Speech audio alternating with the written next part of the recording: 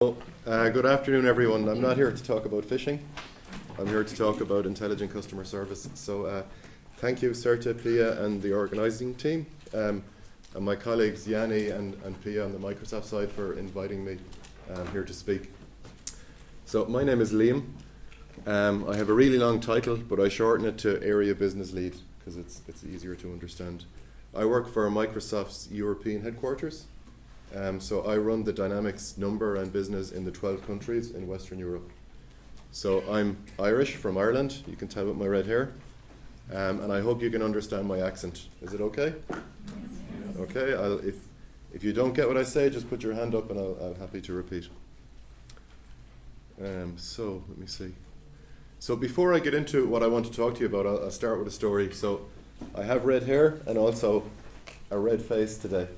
So when I was leaving Ireland, I made a decision without looking at any data points. So I'm from Ireland, which is warmer than here, and I made an assumption that, hey, this is Finland, it's in the Nordics, it's going to be cold. I didn't check any data points or look online at weather.com, so I said, yeah, let's bring a hat and scarf. So then I was lucky enough to get here on Sunday, and I spent 5 hours walking around your beautiful city. And it was like this. The sun was shining and people are swimming outside, and I didn't have any sun cream, so that's why I've got red hair and red face. So that's my story about Helsinki. So 4 things I want to cover with you guys today. These are the main areas I'm going to talk about. So drivers for change in customer experience. So this is based on what Microsoft and what our customers are seeing with changing patterns and changing customer and buyer behavior in the marketplace.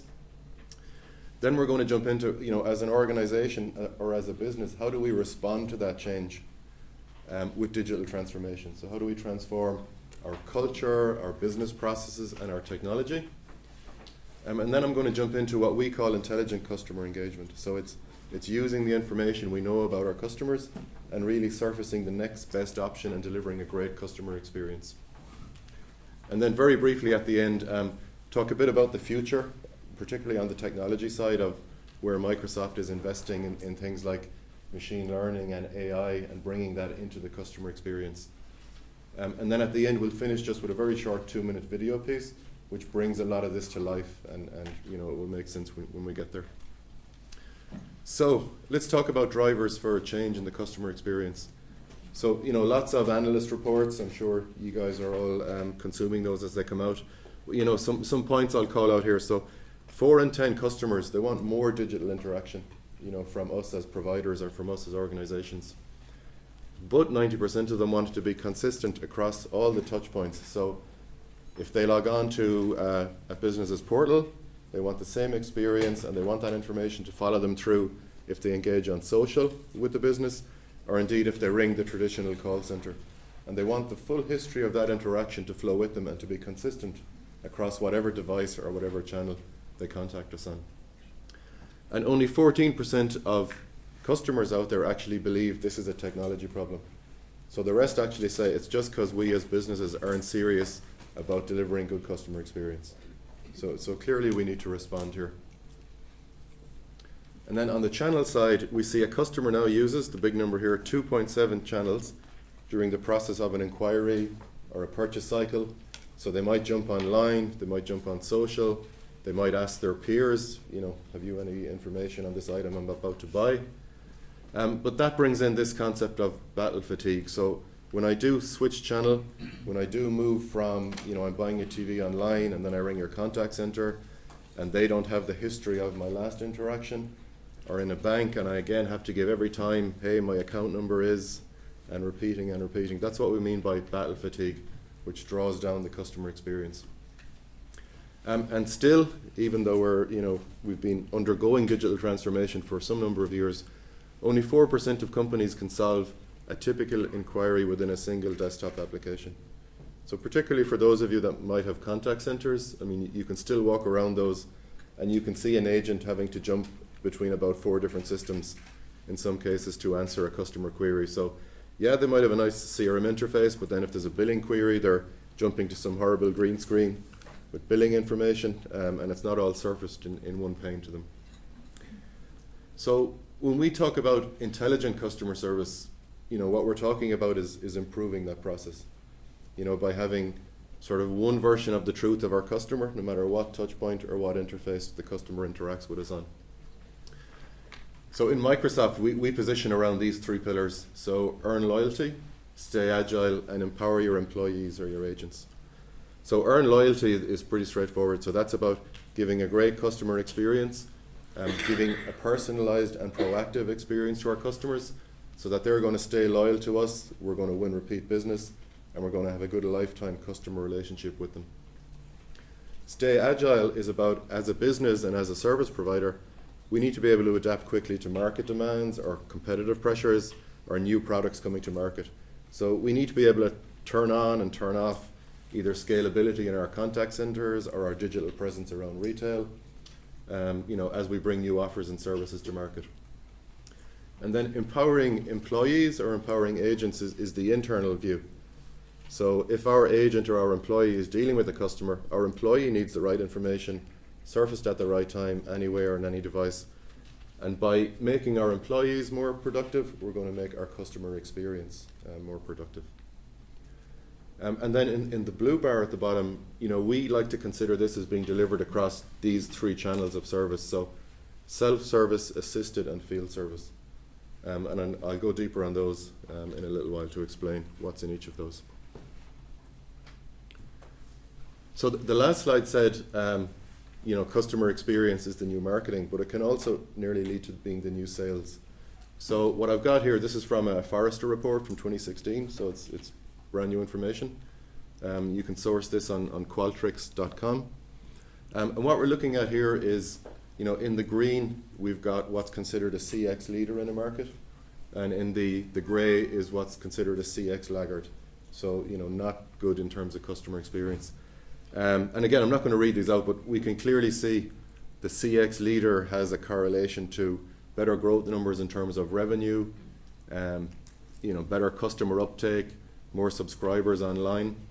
Now, we can't say customer experience is the sole cause of these great numbers, but we can clearly see the correlation between organizations that deliver good customer experience and their compound annual growth in a few of these metrics. And this is from 2010 to 2015.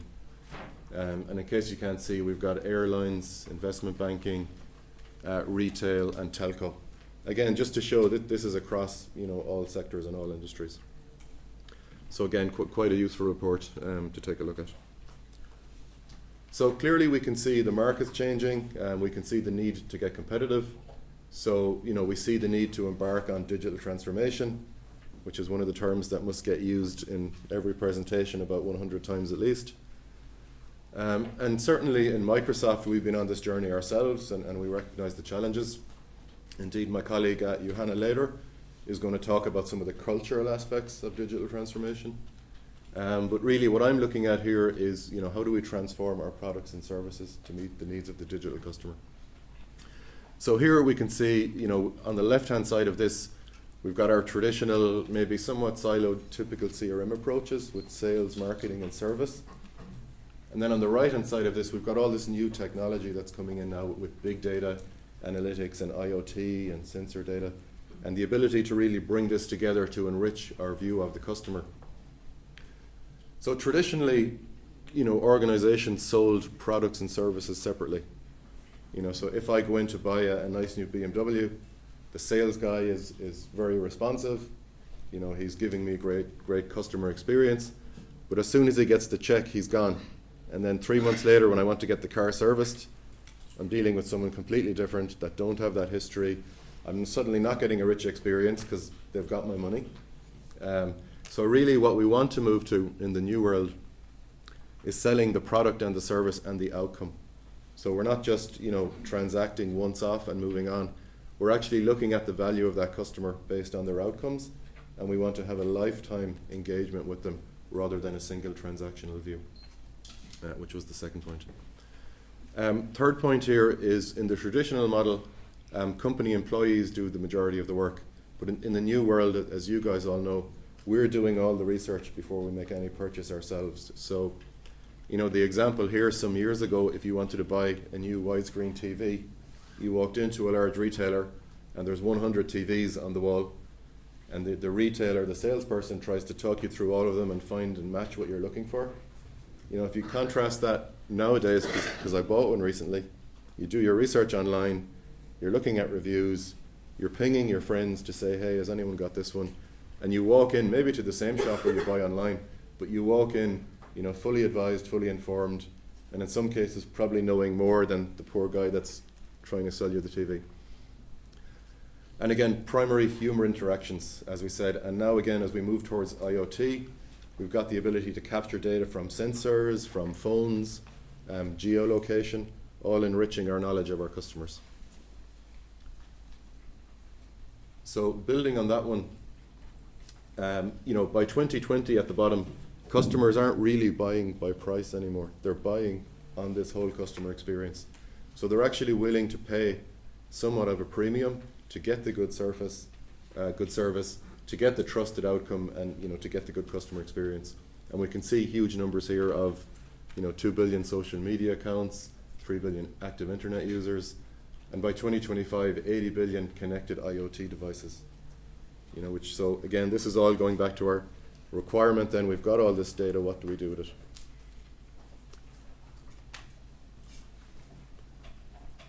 So if I look at a customer engagement process, you know, some years ago, again, if we looked at that, it would have been quite a linear and binary cycle. So it would have been, I market to you, you know, I sell to you, and then I service you, and it would just be a linear one line. And, you know, again, different people in the organization interacting with me at different stages. And really what we're seeing now is the customer journey is sort of ongoing. So it's not linear. You know, I would expect someone calling to my door in a field service to have the full history of my interactions right back through the journey, to see what marketing campaigns I was targeted on, to see what had been sold to me. I'd expect my sellers to have upsell, cross-sell information surface immediately. But to have this at any touch point, on any time, any device across the customer journey.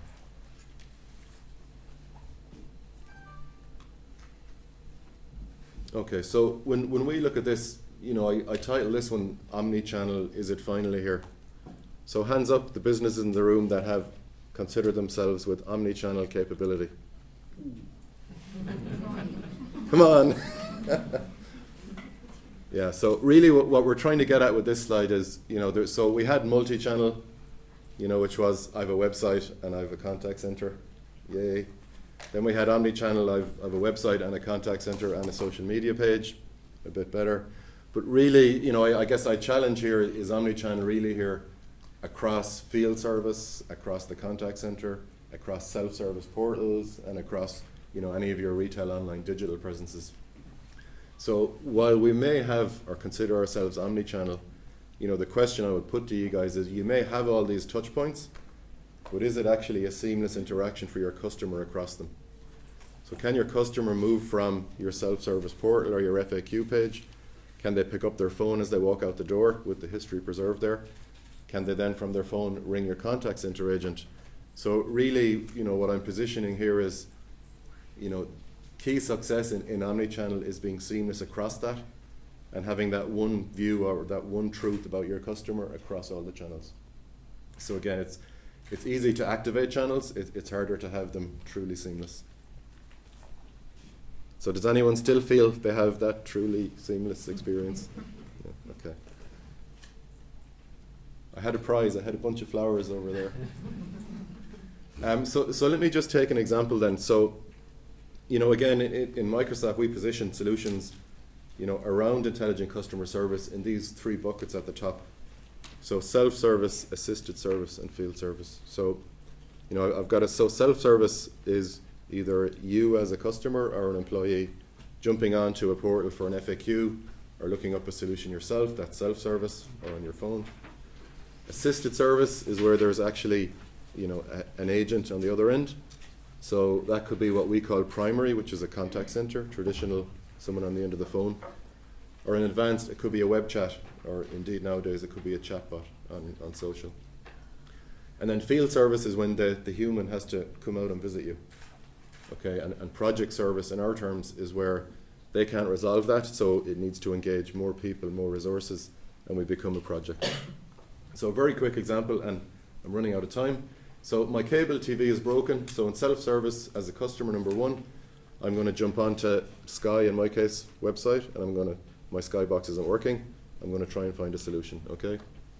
If I don't find one there, I'll jump to number two, which might be their community or their peer network, or it might be an independent one, where I'll try and find a solution. If that doesn't work, I'll jump to number three, so I'll probably pick up the phone, ring the contact center. The agent on the other end of the phone, down in number four, is using employee self-service or knowledge base to actually, they're searching to try and find a solution for me. If they don't, I might jump on to number five and I might start tweeting angrily or posting angrily on Facebook about them. They might pick that up with social engagement and social sentiment and escalate that as a case. And then field services, the guy with the van shows up at my house with a new Skybox. Project service would be, he's tried that, that doesn't fix it. They need a new satellite launched over my house, and that then becomes a project, so a bigger entity to resolve. So this is what we mean by self-assisted and field service, just to give you a flavour of how we deliver to that. So the future, I'm going to go really quick. Everyone that's old enough might recognise the guy in the middle here from The Matrix. So really what we're talking about here is using technologies like machine learning, okay, AI and chatbots, again, taking all this huge information we now have on customers, we mentioned earlier from IoT and from all our interactions, and actually using technology to identify trends and patterns. So again, when my employee or agent is talking to a customer, the system is automatically popping up, what is the next best action you need to do with this customer to move on the opportunity? So this is what we mean here. Liam, when do you think these are going to be available in our esoteric Scandinavian languages? I could say the same for esoteric Gaelic, which is Irish. I'm not sure on that one, but let me take it offline, and we can get the feedback back to you guys. So very briefly, this is then the Dynamics toolbox that we have, and I guess one of our strengths is we have this all already in one solution across sales, service, marketing, and because we're one Microsoft and quite a big organization, we have lots of other things in our toolbox that it hooks up with, such as Office 365. Azure, Cortana, Power BI. So we have these tools natively in CRM that allows you to mine this information. Okay, so finally, I think I need, so what I've got here is just a 2-minute video that does an end-to-end scenario.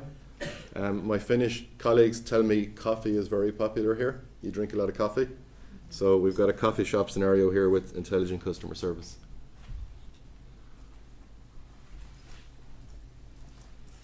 But we've no sound.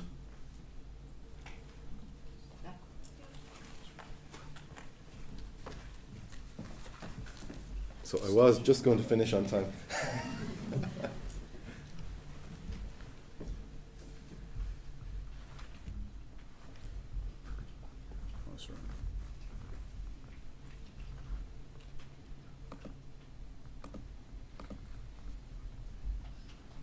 So while we're working on that one, anyone any questions based on, I appreciate it, it's not your native language and I had to move pretty quick, but it was really just to give you a flavour of sort of what we're doing and what our customers are doing.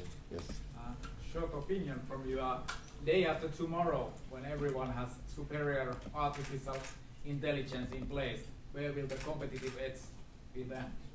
Yeah, so I think to me, things like chatbots, machine learning and AI, they're not about delivering the full customer experience. They're about, deflecting the cost and the efficiency to keep that high value interaction when you do need the human. So I think the differentiator then will be, I've got an automated solution here to get me some answers, but when I finally get through to an agent or a human, they're going to be super skilled, super knowledgeable, and they've got the full history of what I've already gone through. So I think it's higher value rather than, pick up the phone and read the script. It's taking that away and making the human interaction, extremely high value. Yeah. I agree. Good.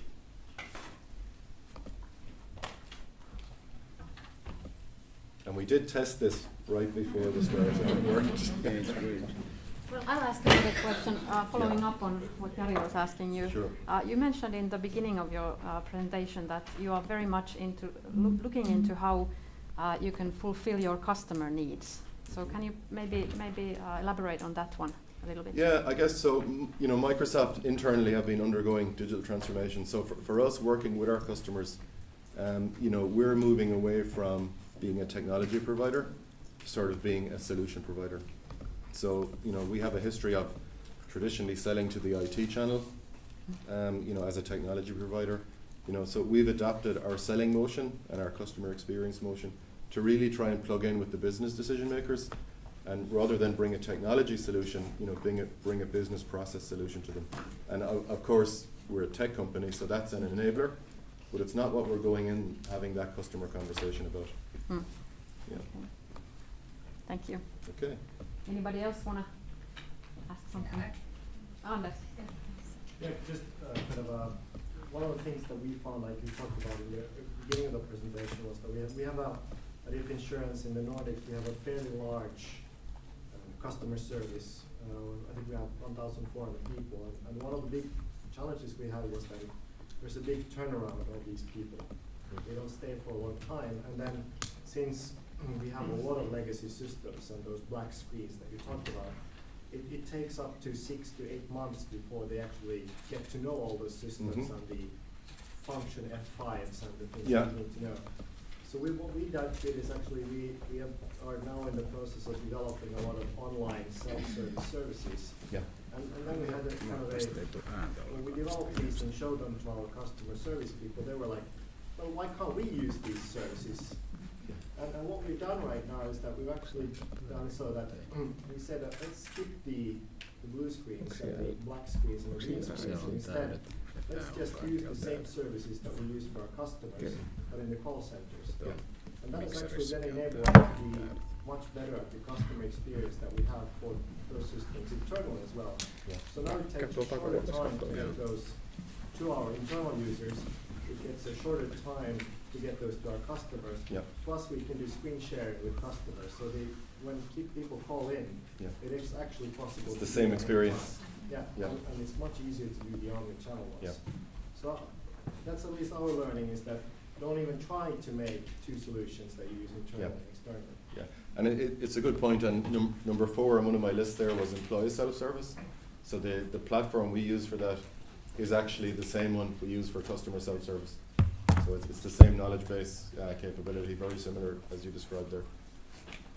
I guess the other way we approach that is with the dynamic CRM user interface. You know, not to talk about products too much, but that interface is the same whether you're in sales, service, marketing, and it's got a very simple guided interface at the top. It says, you know, what do I do next? What do I do next? You know, without having to look at lots of detailed screens. And our customers tell us that helps in the onboarding process because it's very process driven and brings the agent through it without heavy training requirements. But yeah, you know, I've been an implementation partner, and I would always say, take everything off the screen you don't need and keep it as simple as you can for your employees. Yeah. Right, Minna had another question. Minna Matti. Yeah, I just wrote down Uberization of services. I think this in the CX context is quite interesting. Yeah. Everybody talks about this, but how do you see this? I mean, you have a huge organization, want to get to the same page to start with, and now that you work with the partners and all that, it becomes even more challenging. Maybe this is a question for Johanna, but you can already Yeah, I mean, title that. or we can both give a view. I mean, yeah, Microsoft is a big organization, and at times, you know, we are abstracted from our end customers via our channel or our partner network. So, you know, quite often they are the people that are closer to our customer. Of course, we lead sales as well, and we implement with our consulting wing. But for us, it's all about, we've also had to bring our partner and our channel community through this transformation with us. And that is challenging, because those guys are busy selling and implementing. But I guess it's part of our mandate as business group leaders that, you know, we need to bring our channel with us, or we'll all get left behind, because they're critical to our business. So yeah, it's. Any tricks or tips you would like to share on that front that you have found useful? I think that would be a 3-hour session in itself, I think. and I think for us, you know, it depends. We've said it depends by geo even as well, and culture across different organisations. Because I work in Western Europe and I see it's different in every country. Okay. So no silver bullet.